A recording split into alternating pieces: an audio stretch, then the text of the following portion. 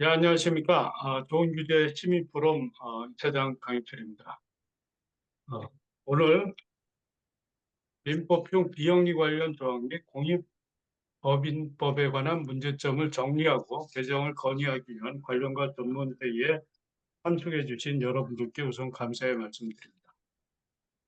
특히 오늘 축사를 해주실 사단법인 온율 이사장이신 윤세리 법무법인 율촌 명예대표님, 그리고 설문조사를 기획 분석해 주신 배원기 한국 비영리 조직평가원장님, 그리고 짧은 시간임에도 불구하고 열정적으로 설문조사에 참여해 주신 122명의 응답자분들께 깊은 감사의 말씀을 드립니다. 특히 현재 참가자분을 보니까 26분이 지금 전문가로서 회의에 참석하지는 않으시지만 이 회의를 경청하기 위해서 많은 분들이 참여해 주셨음을 알 수 있겠습니다. 그러면 오늘 시간 계획은 2시부터 4시까지 진행을 하는 것으로 하겠습니다. 그래서 우선 축사를 듣고 그 설문조사 결과 설명을 듣고 그 다음에 주제 발표 순으로 넘어가도록 하겠습니다. 시간이 빠듯하기 때문에 주제 발표는 7분 내지 8분으로 축약해서 해주시면은 나중에 몇 분들한테 온라인으로 참석하신 분들한테 비영리법인, 공익법인 관계자분들의 질문을 들을 수 있겠다고 생각합니다. 그럼 우선 우리 윤세리 이사장님 축사 부탁드립니다. 감사합니다. 예, 안녕하세요. 사단법인 온율 윤세리입니다. 오늘 이렇게 뜻깊은 자리에 함께 할 수 있게 되어서 매우 기쁘게 생각합니다. 이번 회의는 우리나라 비영리 법제의 근간을 다시 점검하고 민법과 공익법인법을 함께 검토함으로써 비영리 섹터의 제도적 기반을 시대 변화에 맞게 새롭게 정비하자는 문제의식에서 출발한 것으로 알고 있습니다. 특히 지난 9월 기부금품법 개정 세미나와 공동 성명서를 통해 공익활동의 신뢰와 투명성을 높이기 위한 논의를 선도해온 한국비영리조직평가원과 관계기관의 노고에 깊이 감사드립니다. 현행 비영리법제는 여전히 1958년 민법 제정 당시의 허가주의 체계를 그대로 유지하고 있으며 공익법인법 또한 일부 개정에도 불구하고 행정기관의 재량에 의존하는 구조를 벗어나지 못하고 있습니다. 아울러 합병, 분할 등 법인의 조직 변경에 관한 규정이 없어서 변화하는 사회적 수요와 새로운 형태의 공익활동을 제도적으로 담아내지 못하는 한계를 드러내고 있습니다. 오늘은 그동안 다양한 비영리 조직을 법률적으로 지원하면서 설립 허가제에 기인한 법인 설립 단계의 어려움, 기부금품의 모집 사용 및 기부문화 활성화에 관한 법률과 상속세 및 증여세법상의 중복 규제로 인한 비효율 등 비영리 단체가 겪는 제도적 제약을 지속적으로 목격해 왔습니다. 이러한 구조를 개선하기 위해서는 허가지위의 근본적 재검토와 함께 공익성 인증체계 구축 등 설립 이후의 투명한 관리 기준 정비, 그리고 실무 담당자의 전문성 강화가 병행되어야 할 것입니다. 오늘 이 자리가 그 논의의 시작점이 되길 바랍니다. 비영리법인은 더 이상 감독의 대상이 아니라 국가와 사회의 파트너로서 신뢰받는 제도적 기반 위에서 성장해야 합니다. 법제 개선의 과정이 이러한 신뢰와 협력을 구축하는 계기가 되기를 기대합니다. 다시 한번 이 자리를 마련해 주신 배원기 원장님과 관계자 여러분들께 감사드리며 함께하는 모든 분들의 지혜와 경험이 모여서 한국 비영리 법제의 새로운 방향을 제시하는 의미 있는 열매를 맺기를 바랍니다. 감사합니다. 네, 감사합니다. 그러면 다음 순서로 어, 남정복 비영리 조직 평가원 사무국장께서 많은 분들이 참여하셨습니다. 122분이 참여하신 설문조사 결과를 설명하도록 하겠습니다. 안녕하십니까. 티네 사무국장 남정복입니다. 잘 들리는지 모르겠습니다. 예, 잘 들립니다. 네. 사단법인 한국비영주택평가원과 좋은규제시민 포럼이 실시한 민법과 공익법인법 개정 건의 관련 설문 결과를 규제 개선 건의 항목에 중점을 두고 말씀을 드리겠습니다. 본 설문조사는 조사 결과를 바탕으로 현행 비영리법인 및 공익법인 관련 법령의 규제 개선이 시급한 핵심 쟁점을 도출하고 개정 건의의 필요성을 강조하는 데 있습니다. 총 응답자는 112명 플러스 1명입니다. 마감 후에 1명이 더 와서 113명이고요. 응답자의 79.5%가 비영리법인 또 공익이나 공익법인에 종사한 경험이 있는 실무자 및 현장 전문가들입니다. 먼저 민법 관련 조항 숙지도 조사 결과를 보면 현행 법령은 비영리 활동의 자유와 효율성을 제외하는 후진적 규제라는 인식이 강합니다. 응답자 대다수가 88.5%가 우리나라 비영리 법인의 설립이 주무관청의 허가를 받아야만 가능하다는 현행 제도를 인지하고 있으며 이 제도로 인해서 설립 허가를 할 때 주무관청이나 담당 공무원에 따라 해석이 다른 경우 등 실무적 이슈는 비교적 인지도가 높게 나타났습니다.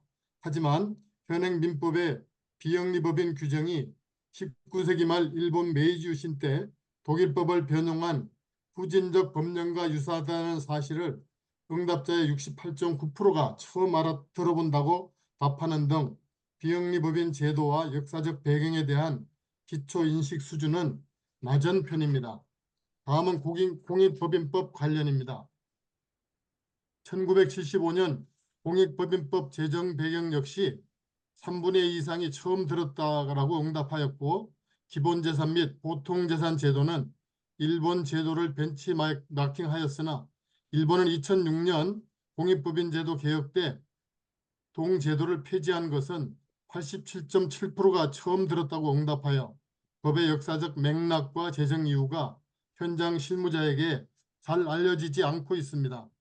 반면에 이사회 서면 결의 금지, 임원 승인제, 상근직 승인제 등 실무 관련 문항은 40에서 60% 수준으로 상대적으로 인식률이 높았으며 출연재산 개념과 출연자의 권리가 부재함에 대하여는 78.7%가 알고 있는 것으로 나타났습니다. 다음은 개선 사항에 관하여 말씀드리겠습니다.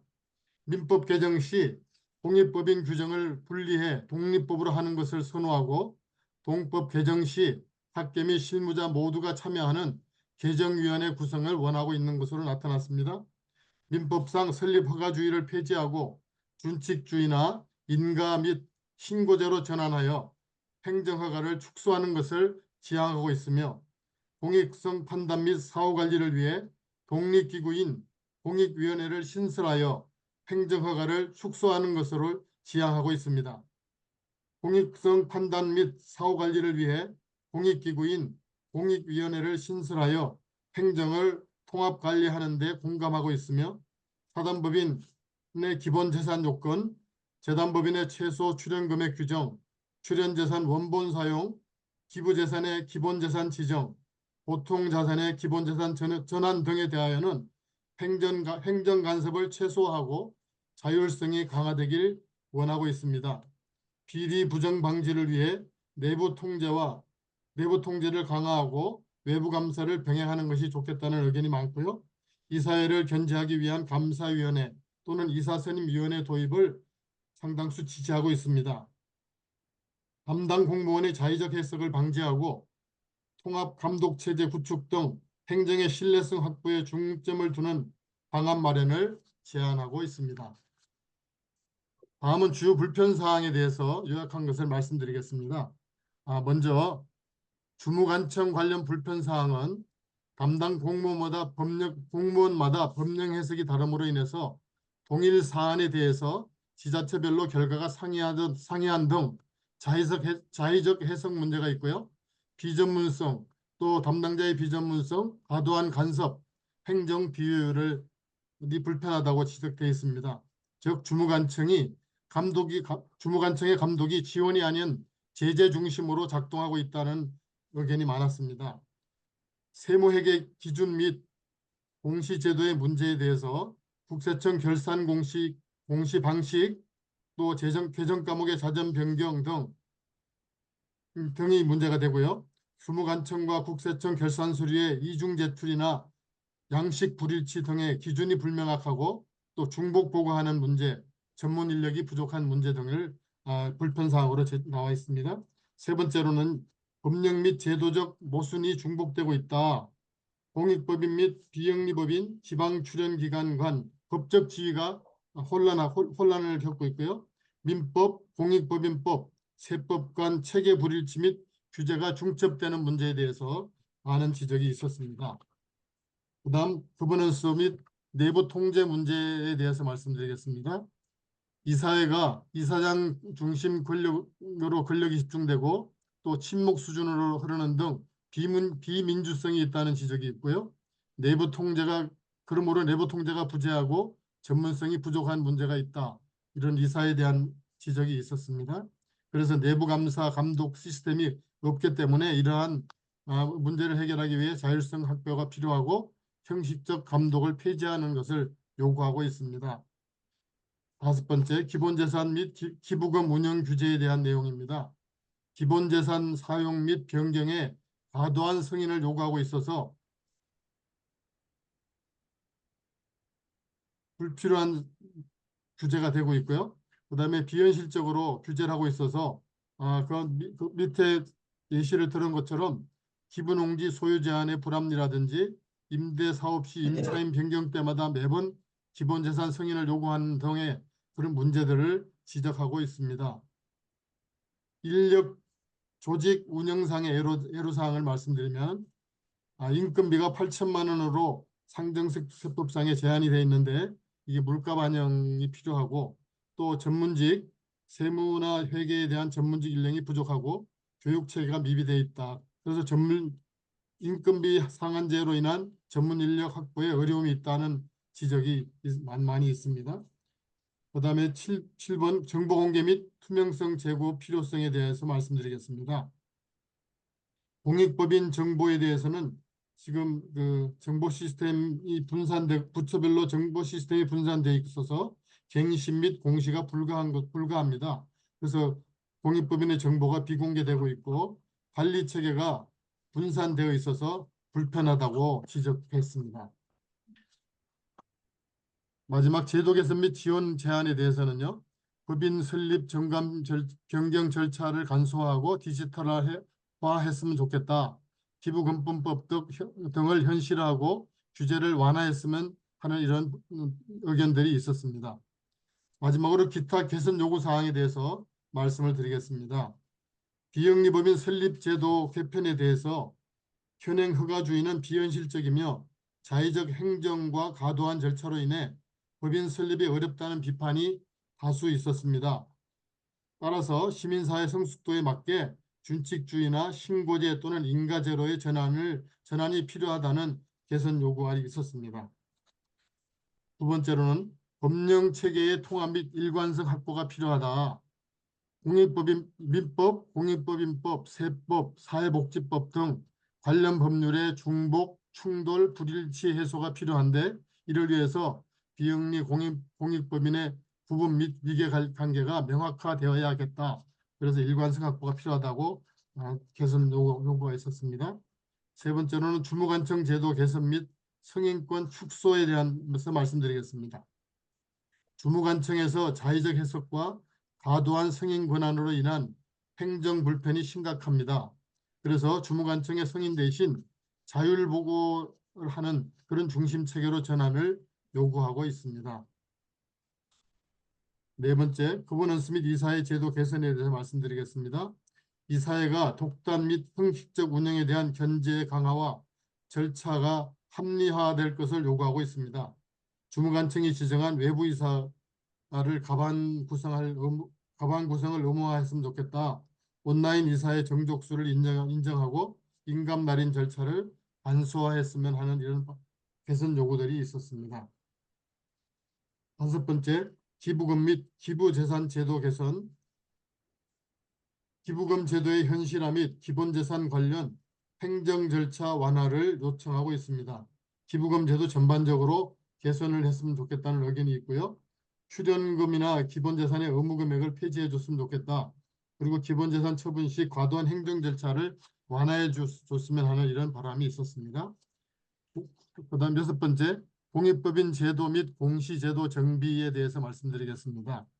공익법인 관련 제도의 세분화가 필요하고 중복 공시를 완화하고 또 이것을 자동화 시스템을 구축해서 운영하는 게 좋겠다라는 의견이 있었습니다. 마지막 7번째, 교육 및 지원 체계 강화에 대해서 말씀드리겠습니다. 제도의 개정만으로는 한계가 있으므로 실무자와 담당 공무원에 대해서 역량 강화 교육이 필요하다. 그런 교육과정을 신설하고 중앙정부 차원의 실무 가이드라인이 제정되었으면 하는 요구가 있었습니다. 마지막 8번째입니다. 투명 경영, 공익성 확보 위반 시 제재 근거의 정비가 필요하다. 그래서 제도적 보안 및 윤리 투명성을 강화해야겠다는 의견이 있었습니다. 마지막 결론을 말씀드리겠습니다. 이번 설문조사 결과 현행 비영리법인 관련 법규가 시대착오적인 허가주의에 머물러 있으며 이로 인해 현장에서는 비일관적인 행정 통제와 과도한 운영 규제라는 이중고를 겪고 있음을 보여주고 있으며 따라서 비영리 섹터의 혁신과 활성화를 위해 설립 규제는 완화하고 법규 체계는 통합하며 감독의 중심을 통제에서 자율적인 지원으로 전환하는 전면적인 법 개정이 시급한 것으로 나타났습니다. 응답자들은 민법 및 공익법인법 전면 개정 시 가장 먼저 바꿔야 할 부분으로 아래와 같은 원칙을 제시했습니다. 첫째로 설립은 쉽게 하고 운영 관리는 원칙에 맞게 해줬으면 좋겠다. 비영리법인의 설립의 자유를 보장하되 정부 보조금 등을 지원받는 경우에는 책임 경영과 윤리 기준을 강화했으면 좋겠다는 의견이고요. 통제 중심에서 지원 중심으로 바꿔야 됩니다. 비영리법인 관련 법과 제도의 일관성을 유지하고 통제 중심이 아니라 지원 중심으로 변경해야 한다고 의견을 냈습니다. 법적 기반 구축을 위해서 비영리법인 간 합병 및 분할 제도 도입을 시급히 추진하며 조직 구조 개편의 자치성을 확보해야 합니다. 또한 상법상 회사와 같이 전자 의결 인정 및 등기가 가능하도록 개선이 필요한 것으로 이렇게 제언을 합니다. 이상으로 설문조사 결과를 마치겠습니다. 그리고 감사합니다. 아주 광범위한 내용 상세하게 잘 설명을 해주신 것으로 알고 있습니다. 규제 문제는 오래 다뤄왔지만 비영리 법인, 공익법인에 대한 문제는 사실 배원기 원장님을 통해서 이렇게 듣고 같이 이렇게 워크숍도 하고 세미나도 하면서 하나둘 알게 되었습니다. 지금 발표하신 내용을 보면은 참 우리나라가 이 비영리 법인을 하라는 법인지 하지 말라는 법인지 아주 하지 말라는 법에 가깝지 않는가 뭐 이런 생각을 해봤습니다. 그래서 우리 응답자들의 의견을 한마디로 요약하면은 국가 개입을 없애고 대신 투명성을 제고할 수 있는 수단을 강구해 줬으면 좋겠다. 이런 뜻인 것 같습니다. 저는 개인적으로 너무 충격적이었던 게 인건비를 8천만 원을 상한제를 두고 있다는 게 너무 충격적이었어요. 어떻게 대명천지에 비영리 법인도 일반 시민이 활동하는 공간인데 일반 시민의 급여를 그렇게 정부가 8천만 원의 근거가 뭔지 모르겠지만 이 8천만 원이 상징하는 바가 굉장히 크다고 저는 생각합니다. 우선 그러면 다음으로 주제 발표를 시작을 하도록 하겠습니다. 주제 발표는 배원기님, 박군님, 변영선님, 오단희님, 김일성님, 이희중님, 정순무님 이런 순서로 진행을 하도록 하겠습니다. 가급적이면은 제가 말씀드렸듯이 7분 내지 8분 선에서 마무리 시켜주셨으면 감사하겠습니다. 그러면 배원기 한국 비영리조직 평가원 원장님 발표해 주시기 바랍니다. 예. 네, 안녕하세요. 제 목소리 들리시죠? 네, 잘 들립니다. 예. 처장님, 제 발표 자료도 공유해 주시면 감사하겠습니다. 제가 발표하는 그 제목은 비영리 공익법인 제도의 근본적 개혁이라고 해서 공익법인뿐만 아니라 민법 자체도 같이 개정해야 된다는 것과 그다음에 우리나라가 아직 비영리 쪽에 보면은 그 법마다 용어가 서로 정의가 잘못돼 있는 것도 있고 그 상충되는 것들도 있는데 이런 용어들이 좀 그 명확하게 해야 된다는 그 주제를 말씀을 드리고 제가 준비한 자료가 5가지 분량인데 시간 관계상 중요한 부분만 말씀드리겠습니다. 자세한 내용은 자료집을 보시면 되고 그 자료집에도 언급해 놨는데 그 윤세리 변호사님이 이사장으로 계시는 사단법인 온유리 변호사님께서 제 발표 자료에 코멘트를 주셨는데 그 코멘트 주신 거를 자료에 각주로 표시를 했습니다. 시간 관계상 그 온유 변호사님의 의견은 같이 말씀드리지 못하는데 각주를 보시면 좋을 것 같고요. 들어가는 거로 말씀을 드리면 그 한 3, 4년 전, 그다음에 한 2000년에 정의기억연대 사태 이후도 보면은 주로 그 공익법인법을 개정하자고 이렇게 그 많이들 주장을 하는데 제가 생각할 때는 공익법인법 개정도 중요하지만 그보다는 민법을 같이 고쳐서 민법에 있는 문제점을 같이 동시에 그 해결하지 않으면 그 우리나라 비영리 제도가 고쳐질 수 없다고 생각합니다.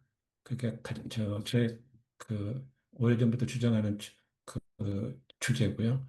그 핵심이 뭐냐면 우리나라는 예전 일본 그 민법과 동일하게 그 비영리법인, 그러니까 사단법인이나 재단법인 모두 중후관청의 허가를 받지 않으면 설립할 수 없다는 조항이 있었는데 제가 공부하다 보니까 독일은 사단법인은 설립을 자유화하고 19세기부터 재단법인만 그 주정부의 허가를 받아서 그 설립하도록 돼 있는데 일본이 그거를 도입하면서 사단법인, 재단법인 모두 다 정부 허가를 받도록 했는데 우리나라는 그거를 지금까지 그냥 가지고 있는 것이 좀 문제 있는 것 같습니다.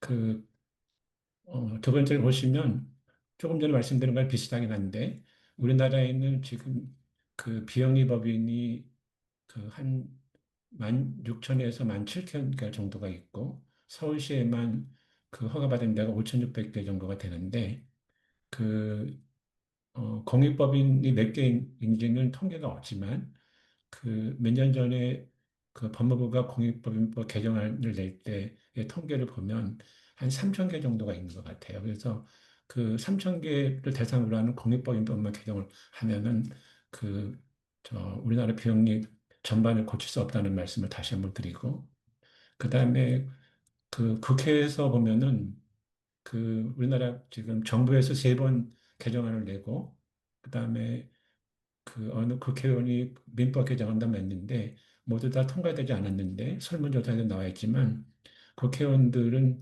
이 비영리법인 쪽에 별로 관심이 없지 않은가 그런 생각을 좀 하게 되고요. 그 또 비영리 섹터에 계시는 분들도 일만 열심히 하시고 이 불합리한 점을 개선하는데 그렇게 열심히 노력하지 않았나 생각이 듭니다. 또 하나 말씀드리면 우리 여기 자선단체든지 이런 데들은 별로 관심이 없지만 그 민법상의 비영리법인 허가제도로 인해서 지금까지 가장 크게 제약을 받았던 데가 종중이거든요. 그 종중들은 한 15년 전에 법원에서 부동산 등기제도라는 걸 만들어서 그 종중들이 법인격은 없지만 그 부동산 그 등기번호를 맞아서 법인처럼 할 수 있는 단체가 한 50만 개죠. 38만 개가 되는데, 이게 근본 원인이 뭐냐면, 그 비영리 법인은 주무관청 허가를 받지 않으면 설립하지 못하게 하는 그것 때문에 그렇다는 말씀을 드리고요. 그래서 그 설문조사에 나왔지만, 지금 정부는, 네 번째 민법 개정안에서 다 인가제로 하자 그러고, 지금도 그 법률 전문가들 중에서는 인가제가 필요하다는 말씀도 하시고 이번 설문조사에도 보면 한 20 몇 프로가 인가제가 좋겠다고 말씀을 하시는데 나중에 뭐 이희숙 변호사님 여러분들이 발표를 하시겠지만 그 기본적으로 다 풀어서 준칙주의로 우리가 주식회사 만들 때 그 법에서 정한 요건만 맞추면 설립이 자유하는 것처럼 그렇게 만들고 나서 공익을 추구하는 단체들만 그 엄격하게 관리를 하면 좋지 않을까 그렇게 말씀을 제가 드리고요. 그 다음에 개념 정리해서 말씀을 드리면 그 어저께 어느 그 세미나 가서도 이 말씀을 드렸었는데 우리나라는 기부하고 출연하고 그다음에 후원 이런 말이 서로 법마다 달라서 비영리법인 종사자들도 이 정확한 그 개념을 잘 모르는 것 같아요. 그 사회복지법인 쪽에서 계신 분들한테 여쭤봤더니 후원이 뭔가 물어봤더니 후원이 기부랑 똑같다고 얘기를 하시더라고요. 근데 그 미국이나 독일이나 일본을 보면은 그 후원이 스폰서십이거든요. 근데 스폰서십이라는 거는 그 도와주고 대가를 받는 거라고 되어 있습니다. 그래서 그 어떤 단체에 행사할 때 기업이 광고 같은 걸 해주고 나서 한다든지 뭐 이런 것들을 이제 후원이라고 하는데 그 사회복지 쪽에서는 그거를 후원금을 기부금 같이 써놔서 우리나라는 후원이라는 말이 유상 기부하고 그다음에 무상 기부 두 개로 다 돼 있는데 이것들 좀 정리를 할 필요가 있는 것 같고 그 출연이라는 말은 민법, 공익법인법, 상속세법만 쓰는데 세법에서는 보면은 법인세법, 그 소득세법에서는 기부라는 말을 쓰고 출연이라는 말은 상속세에서만 쓰는데 그 독일이나 일본을 보면은 출연은 재단법인에서만 쓰고 그다음 사단법인에서는 출연말이라고 쓰지 않거든요. 그래서 출연이라는 말은 그 기본 재산을 만드는 것만 출연이라 쓰는데 우리나라는 이 출연이라는 말하고 기부라는 말이 혼동돼 있어서 그 제가 요새 쓰고자 하는 논문이 하나가 그 법을 좀 그러니까 용어를 좀 정리를 해야 된다는 그걸 쓰고자 하는데 그 비영리업 이 분야에서도 말을 좀 정리할 필요가 있지 않나 생각이 듭니다. 그다음에 주무관청 행정에 관한 말씀이 똑같이 나왔는데 그 표준 메뉴를 만들어야 된다는 거, 그다음에 주무관청의 전문성을 해야 되는 말씀을 드리고 마지막에 여당 같은 얘기를 하나 써놨는데 그, 그 제가 말씀드리면 거의 다 아시겠지만 목포에서 그 1920년부터 사회복지를 하던 그 자녀분이 한 30년 전에 일본에 가서 다시 사회복지부를 하는데 거기서 가장 느끼는 게 뭐냐면 일본은 예외가 없대요.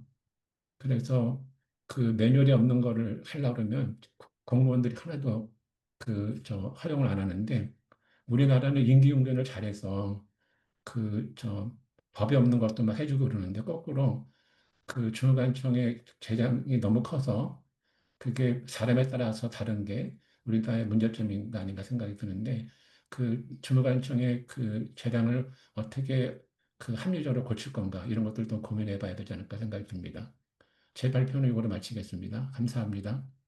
네, 감사합니다. 아주 핵심 내용을 잘 짚어주신 것 같습니다.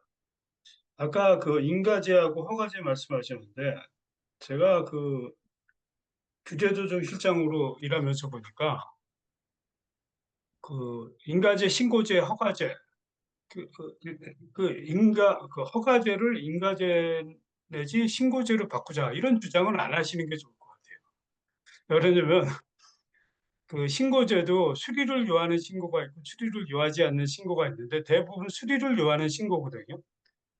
그러면은 수리를 요하지 않는 신고는 허가제랑 똑같은 거예요.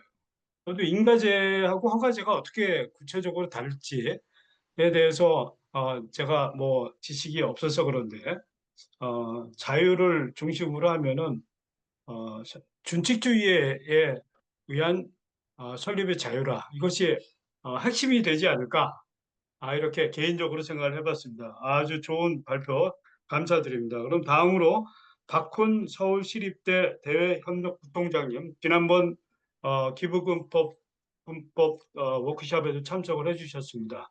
계속해서 지원해 주신 점 감사드립니다. 그럼 박훈 교수님 발표 부탁합니다. 네, 방금 소개받은 서울시립대 박훈입니다. 제 목소리 들리시나요? 예, 잘 들립니다. 예. 네, 그럼 주어진 시간 내에 발표하도록 하겠습니다. 지금 현재 공익법입법 개정 논의 부분에서 뒤에 나온 발표자들과 일부 겹치는 부분도 있는데요. 최소한 세 분으로 나눠서 설명드리고자 합니다. 지금 현재 국회에서 제출되고 이 앞에 국회에서 임기 만료로 이제 폐지가 된 것도 있고요. 이번 국회에서 제출된 2건 정도 부분도 소개를 해놨습니다. 그래서 그 부분을 6가지 항목으로 나누는 부분이고요. 그 다음에 추가 쟁점으로 지금 허가제 방금 말씀주셨지만 허가제라든가 합병 분할, 그다음 존폐 논쟁처럼 이제 굵직굵직한 거를 좀 간단히 다시 한번 정리해 보겠습니다. 그다음에 그 공익보임법이 사실 1조부터 20조까지 있거든요. 뭐 20조는 삭제되긴 했습니다만 그 중에 조무 관련해서 고칠 부분이 있는가 그런 부분을 해서 3가지 부분으로 나눠서 설명드리고자 합니다. 먼저 국회 제출 부분을 보도록 하겠습니다. 21대 이 앞에 국회의 경우에는 회계 투명성 강화 부분을 강조한 법안도 있었습니다.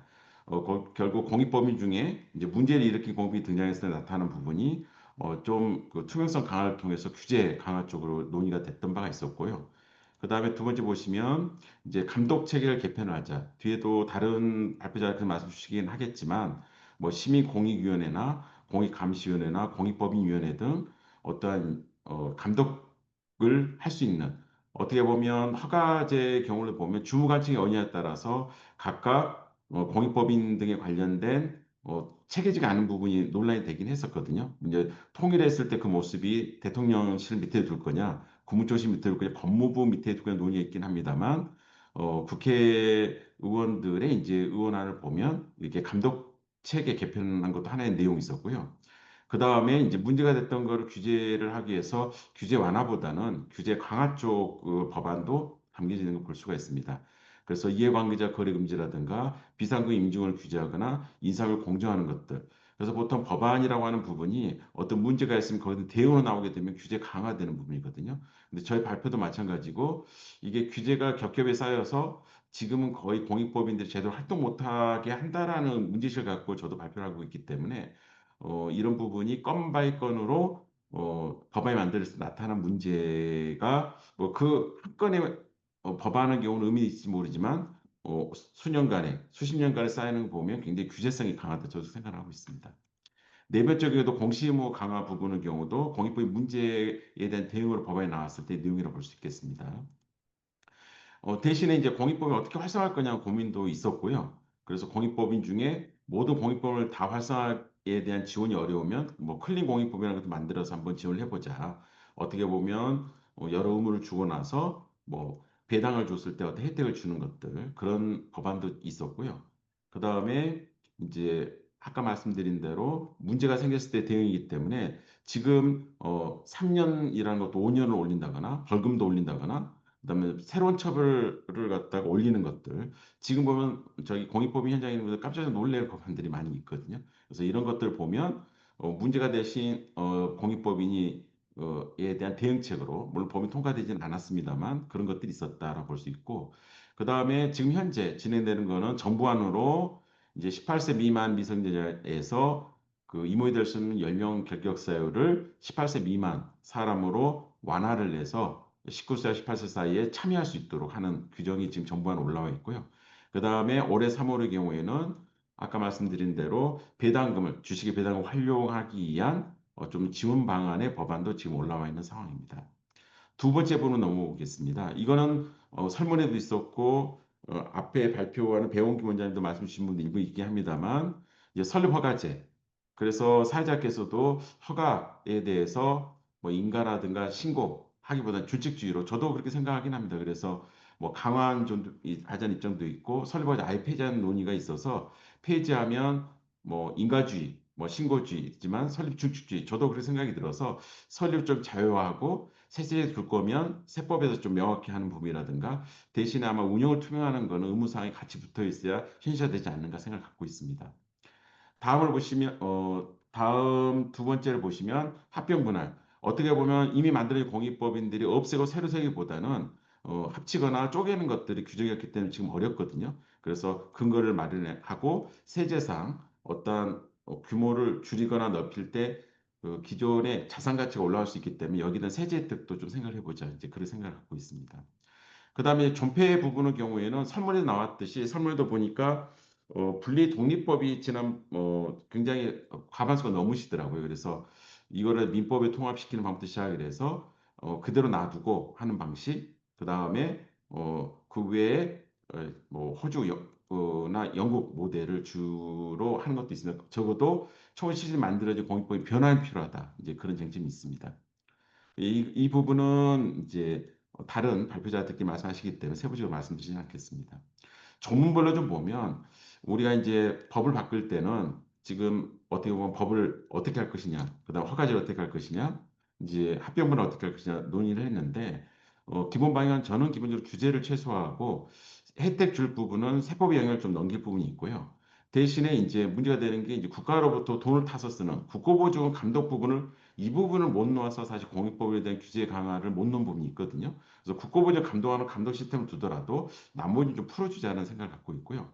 형사처벌 같은 경우는 공익법을 이용해서 일종의 사기에 가까운 거는 형사법상 사기죄가 있거든요. 그래서 형사처벌을 공익법인에서 하는 것은 형법에 다른 문제지 공익법으로 둬야 되는가 이제 그런 문제를 갖고 있습니다. 이제 그런 관점에서 보면 임원 승인 절차 같은 경우에서도 사후 신고 먼저 임원을 바꾸고 나서 사후 승인 사후 신고하는 것들 그래서 일본이 하나의 방안이 있을 수 있고요. 두 번째는 기본재산 처분의 경우에 있어서도 이 경우도 미리 하는 것보다는 이제 신고제 중심으로 지금 이제 상지세법상은 사후관리 장치가 이미 어느 정도 있긴 합니다만 신고제 중심으로 해서 그 다음에 일정 규모에 따라서 큰 것과 작은 것 좀 나눠서 좀 이원하는 것도 필요할 것 같다 생각하고 있습니다. 이사회 관련해서는 결국에 이제 이사회 부분은 규모가 큰 공익부가 그렇지 않은 경우가 있는데 전자회라든가 서명결이라든가 대신 이제 사전 안건을 어떻게 공유를 해서 어떤 민주화하는 것도 좀 필요할 것 같습니다. 다음 보도록 하겠습니다. 그 다음에 이제 회의나 공시의무 부분의 경우는 이게 관련된 기본법부터 시작해서 공익법, 민법, 그리고 이제 세법 등이 있기 때문에 행정부담이 크거든요. 이거를 통일하는 방식은 계속적으로 논의가 되어서 이것도 검토가 필요하다라고 말씀드릴 수 있고요. 그다음 형사처벌은 말씀드린 대로 좀 중복 처벌 정황을 삭제를 하자. 그래서 과태료 할 거는 과태료 할 거로 말씀을 드리는 거고 이제 법령 개정 관련해서는 통합 감독 기구에 대해서는 뭐 이런 식으로 여러 가지 고민해 볼 수가 있다 정도 설명드릴 수 있겠습니다. 분할과 합병의 경우는 일부 허용되는 그 공익범도 있거든요. 그래서 이런 부분은 조항을 둬서 규모를 키우거나 줄이는 걸 좀 길을 터주자 이제 그런 거를 말씀드릴 수 있겠습니다. 출연 주식의 경우에도 우리가 주식 기부에 관해서 좀 부정적인 시각이 5 내지 10%, 20% 규제가 있는데 이 부분은 공익법을 이용한 어떻게 보면 지주회사, 그러니까 공익법인에 대해 이용한 세제 혜택을 받고 실은 어떤 경영을 계속 유지하는 것은 부정적 시각인데 일단 저 같은 경우는 공익법인에게 무언가 주게 되면 일단 자기 손을 떠나기 때문에 출연 주식에 대한 혜택은 좀 주는 게 필요하지 않겠느냐. 그래서 배당 우선권이라든가 이런 부분이 상법에 의이긴 하지만 이런 것들도 하나의 방안일 수 있다. 설명드릴 수 있겠습니다. 그 다음에 이제 있는 법을 해석하면서 뭐 심사규정을 표준한다거나 지금 정관 변경, 그 다음에 아까 활동비라든가 수당이라든가, 그 다음에 양식, 그 다음에 용어, 이미 앞에 발표자 말씀 주셨지만 그렇게 해서 주어진 법 안에서 현장에서 들어가는 목소리 부분도 반영할 게 필요할 것 같습니다. 그래서 개정의 방향은 현재 규제가 의원입법 형태는 겹겹이 쌓인 규제 방식보다는 지금 현재 시점에서는 최소화하고 자율성 확대하는 방향이 어떨까? 나머지 부분은 이미 설명드렸는데 승인하도록 하겠습니다. 그래서 결국 공익법이나 미래라고 하는 것은 원포인트로 했을 때 나타나는 문제가 결국 규제가 학교에 쌓이는 방식이기 때문에 현재 이론론을 통해서 전면적으로 규제 부분을 완화를 하고 대신에 공익법인에 대한 우려 부분을 안전장치를 두는 방식으로 개선하는 게 어떤가. 그래서 오늘의 발표가 불신에서 공익법인 불신을 신뢰로 전환되는 전환이 될 거로 믿고 저도 발표를 마치고자 합니다. 이상입니다. 예, 박건 교수님 감사합니다. 말씀하셨듯이 우리나라의 모든 법률 체계가 99%의 선량한 시민과 1%의 배드 시티즌이 있다고 할 때 1%를 이유로 99%를 규율하는 그러한 형식이 우리 공익법인법에도 그대로 반영된 것이 아닌가 이런 생각합니다. 예, 감사합니다. 그럼 다음으로 변영선 회계사무소 선 대표님 부탁합니다. 예, 안녕하세요. 말소리 잘 들리시나요? 예, 잘 들립니다. 예, 네. 네, 저는 지난 한 30년 회계사 했고요. 20년 정도는 비영리 법인의 회계와 세무 쪽 실무를 해온 회계사입니다. 그래서 오늘 그 말씀 주신 대부분의 전문가분들의 의견이 거의 대동소이하다라고 생각이 들고요. 저 또한 그 중에서 대부분의 같은 내용이겠지만 좀 중점적으로 말씀드릴 것을 골라서 말씀드리도록 하겠습니다. 첫 번째로 비영리법인의 역할은 계속 변화를 하고 있습니다. 한 20년 동안, 30년 동안 지금 계속 봤었는데요. 그동안 비영리법인은 좀 수동적이거나 통제적인 그 환경 하에서 성장을 해왔던 것이 사실입니다. 그래서 사회복지법인이나 사회복지시설 등에서 정부 보조금을 가지고서는 운영하는 경우들이 많았기 때문에 대부분 수동적이고 통제적인 환경이 너무나 당연시하게 여겨졌던 그런 시절이 있었고요. 지금은 제가 어제도 뭐 성수동에 있는 뭐 임팩트와 관련된 포럼에 갔었는데 정말 많이 다변화됐습니다. 정말 능동적이고 그다음에 효율적이고 책임감을 가지고 운영을 하고 심지어 이런 임팩트 투자나 기업 그들 간의 M&A까지 생각하고 있는 상황이기 때문에 비영리법인의 역할은 굉장히 많이 변화되고 있다라고 생각해서 지금 그들을 규제하고 있는 민법이나 공익법인법이 상당히 맞지 않는 옷을 입고 있는 상황이다라는 거는 아마 다들 알고 계실 것입니다. 그래서 그런 내용들을 제가 쭉 밑으로 열거를 해놨고요. 두 번째로는 민법에서는 공익법인법 말고 공익법인이 아닌 비영리법인까지도 적용되는 좀 넓은 의미의 그 법인데요. 여기서는 이제 공익법인을 들어가기 전에 공익법인이 아닌 비영리법인에 대해서는 솔직히 제가 보기에 좀 사각지대에 놓여져 있는 비영리법인에 속합니다. 오늘의 주제랑 약간 좀 벗어날 수도 있겠는데요. 공익법인이 아닌 비영리법인의 경우에는 제가 놀랍게도라는 표현을 썼는데 공익법인은 훨씬 더 좀 자유롭습니다. 자율성 굉장히 많이 보장을 해주고 있습니다. 이제 첫 번째로는 이런 협회비나 조합에 지급한 회비 자체는 전액 다 송금이고요. 저희는 기부금은 세액공제는 소득의 10% 한도를 한다거나 뭐 30% 한다거나 이런 식으로 한도가 정해져 있는데 모든 회비는 전액 송금이고 그 다음에 고유목적 사업 준비금 같은 경우도 공익법이랑 동일하게 이자와 배당 100%, 기타 사업소득에 대해서 50%까지 감면하는 효과가 동일하기 때문에 이건 과다한 게 아닌가라는 좀 생각을 하고 있고요. 그 외에도 회비 수익 같은 건 당연히 비과세, 법인세나 상증세가 다 비과세 된다라는 내용입니다. 그 외에 납세 현명금은 전혀 없다라는 거고요. 그래서 민법상 공익법인이 아닌 비영리법인에 대해서도 조금 더 관심을 가지고 지켜봐야 될 필요성이 있다라는 걸 좀 말씀드리고 있고요. 이번에 그래서 회계기본법에 아마 비영리 조직에 대한 회계 기준을 좀 만들어야 되는 거 아니냐라는 논의가 지금 본격화되고 있다라는 걸 좀 말씀드리겠습니다. 그다음에 세 번째로는 이제 저희 공익법인에 대한 내용인데요. 제일 중요한 거 자율성이 보장이 돼야 된다는 겁니다. 그래서 공익법인법 자체가 지금 보시면 장학, 학자, 연구, 학술, 자선으로만 한정되어 있는데 이 범위를 상제법사 공익법인까지 좀 확대시키는 것을 필요로 하고요. 그렇게 되다면 이제 이 안에 문화, 예술, 교육, 환경, 인권, 동물 이런 모든 것이 다 들어가는 좀 넓은 의미의 공익이 형성이 될 거고요. 필요로 한다면 뭐 학교법이나 의료법은 중간층 따로 필요할 수도 있습니다. 워낙 오랫동안 잘 관리되어 있던 데들이 학교나 의료이기 때문에요. 이걸 빼더라도 나머지 공익법인의 범위를 좀 더 확장을 해야 하고요. 두 번째로는 이들을 같이 관리하려면 주무관청의 일원은 필수적이라고 생각합니다. 제가 지난 전전부 때에서도 뭐 국무총리실에서도 이 통합의 문제, 그다음에 중복 규제의 문제에 대해서 굉장히 많은 회의들이 있었고 어떻게 해야 될 것인지, 양식 어떻게 통일할 것인지에 대해서 논의가 많았는데요. 결국 안 됐습니다. 예, 각 부처마다 다 의견들이 있거든요. 자기네들이 필요한 정보가 있어야 됐기 때문에 각각 요구하는 자료들이 다르고 비슷하지만 그들이 원하는 방식의 정보를 요구했기 때문에 통합되지 않았습니다. 그래서 결국은 주무관청을 일원화하는 것밖에는 방법이 없다라고 생각을 합니다.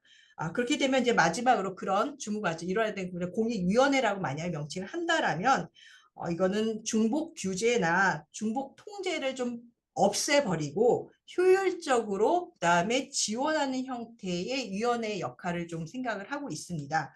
그러려면 또 하나 중요한 것은 책임도 분명히 부여를 해야 된다는 내용이거든요.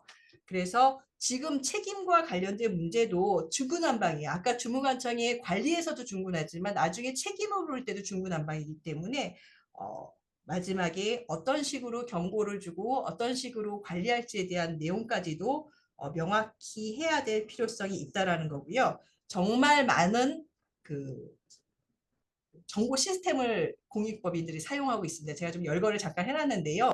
뭐 이나라 정부 보정을 이나라돔, 지방 보정 받으면 보태미, 그다음에 희망이, 에듀파인, 행안부에는 기부 포털, 마지막으로 결산 공식까지 국세청 너무나 많은 시스템을 동시에 써야 되는 의무를 가진 데들이 상당히 많거든요. 그러다면은 정보 간의 정합성은 당연히 떨어질 수밖에 없고 이게 정합성이 떨어지다면 이게 불투명으로 다 연결되어질 수밖에 없는 문제가 생기거든요. 이게 투명하고 싶어도 하기 쉽지 않은 이런 구조가 있다는 걸 좀 이해해 주셨으면 좋겠습니다. 그래서 마지막으로 국세청 어디까지나 세제적인 혜택을 주는 거를 선정하는 거기 때문에 공익위원회와 약간 견제하는 역할도 하면서 뭐 회계 기준이나 고익법 회계 기준이나 세무 확인, 외부 감사, 결산공시 이런 통상적인 내부 통제 구조는 공익위원회에서 총괄 관리하는 것이 보다 더 효율적이라는 생각을 가지고 있습니다. 그래서 공익위원회를 통해서 중복 규제를 좀 방지하고 지원해주는 방안을 마련하는 게 필요하다라는 의견으로 제 발표를 마치도록 하겠습니다. 네, 감사합니다. 아주 핵심적인 내용을 잘 발표를 해주신 것으로 보입니다. 특히 정부 보조금에 기반한 사고방식이 그런 구시대 유물이 아직도 우리 시대를 규율하고 있다. 이런 내용이 굉장히 인상적이고 주무관청 일원화와 함께 공익법인 설립 아주 좋은 대안을 제시해 주셨습니다. 예, 감사합니다. 다음으로 오단희 전주대학교 사회복지학과 교수님 발표 부탁드립니다. 예.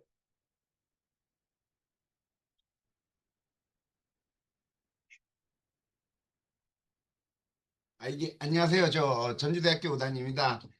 혹시 이게 공유가 지금 잘 되는지 제가 확인이 안 돼가지고요.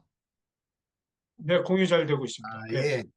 저는 사회복지 학과에 있으면서 사회적 경제를 연구한 연구자입니다. 그래서 사실은 사회복지 법인 관련해서 저희 학회장님이 요 모임에서 좀 얘기를 해라라고 해갖고 이렇게 참석을 했는데 제가 보니까 더 큰 의미로서 어떻게 보면 공익법인과 관련된 내용이고 저 같은 경우에는 뭐 협동조합도 만들어서 운영도 해보고 또 사회복지법인도 운영해보고 뭐 사단법인도 운영해봤는데 일단은 포커스는 저는 제가 제출했던 그 자료는 사회복지법인에 맞춰져 있습니다. 다들 아시겠지만 사회복지법인은 재단법인이면서 사회복지와 관련된 사업을 하는 특수법인으로 또 공익법인에 속하고 있습니다. 그래서 법은 사회복지사업법과 공익법인법의 법률에 의해서 운영이 되고요.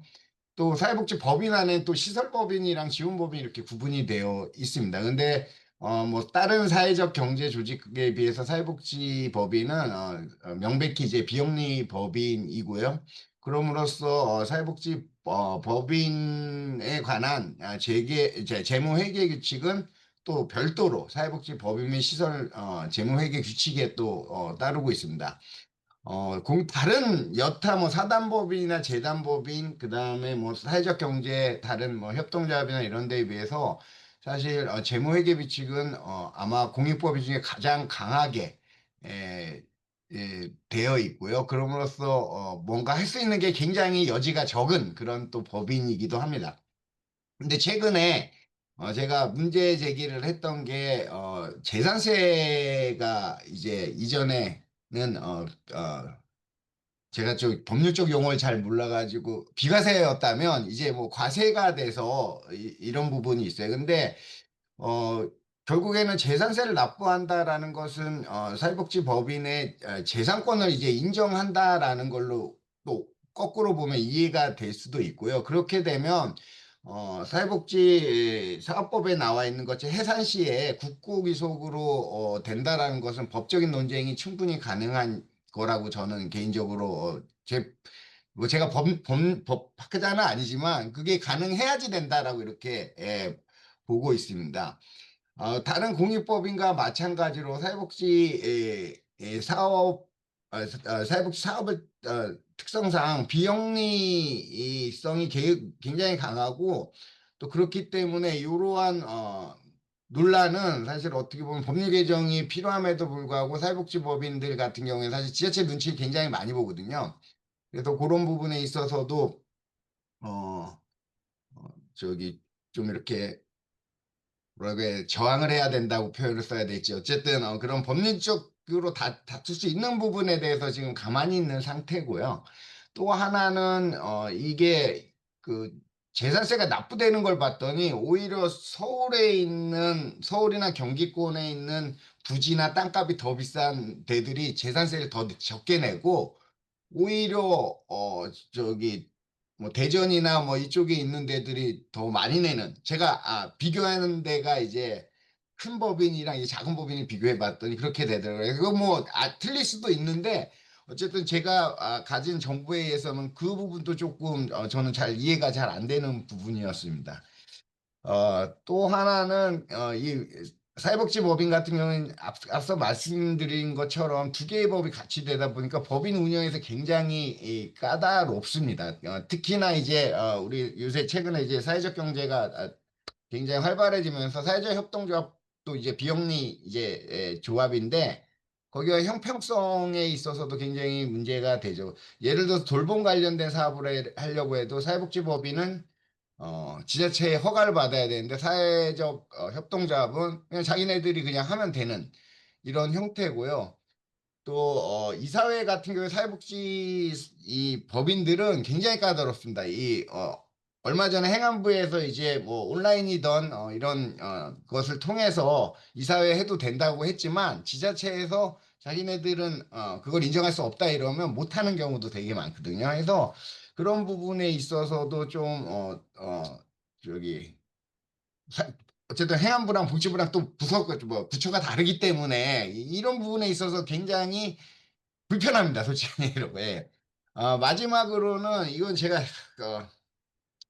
저기 어, 윤석열 정부 때 복지부에 제안드렸던 건데요. 사회복지 법인들이 사실 기본 자산을 깔고 앉아 있는 경우가 굉장히 많거든요. 근데 당시에 이제 사회 서비스 펀드나 이런 거 만들 때 아니면 공익 활동을 하는 거에 대해서 투자를 좀 했으면 좋겠다라고 이렇게 얘기를 했는데 그게 복지부 자체가 그게 무슨 말인지도 이해도 못하고 그래서 사회적 금융으로 사회복지 법인들의 기본 자산을 좀 활용했으면 좋겠다라고 제안 드린 적이 있는데 지금 시대가 정말 많이 변화하고 있고 아까 우리 저기 회계사님이 뭐 성수동 가서 얘기했다는데 그런 부분에 있어서 공익재단으로서의 재단법인의 역할을 사회복지 법인들이 은행에 그냥 돈을 깔고 뭉개고 있는 이런 상황들은 좀 시대가 바뀌었으니까 우리가 다시 한번 논의할 수 있지 않을까라는 생각이 들었고요. 사실 그럼으로써 사회복지 법인도 단순히 우리가 사회복지 사업만이 하는 게 아니라 사회적 기여를 한다라는 사회 공익활동에 대한 투자를 통해 사회적 기여를 하는 방식도 같이 고민되면 좋겠다라는 거 말씀드리면서 제 발표 마치도록 하겠습니다. 네, 감사합니다. 네, 감사합니다. 아주 좋은 내용 문제 제기해 주셨습니다. 예, 우리나라가 보면은 새 것을 만들면서 한 것과 어떤 모순점이 있는지를 전혀 바라보지 않는 그런 그 행정적 행태가 많은 것 같습니다. 재산세 문제도 잘 지적을 해주셨고, 부처 간 협업의 문제, 아주 고질적인 우리의 문제가 아닌가 이렇게 생각되어 봅니다. 그 사회복지법인이라는 구시대의 툴로 사회적 기업으로서 발전을 하지 못하게 하는 현행 규제에 대한 문제점 아주 잘 지적해 주셨습니다.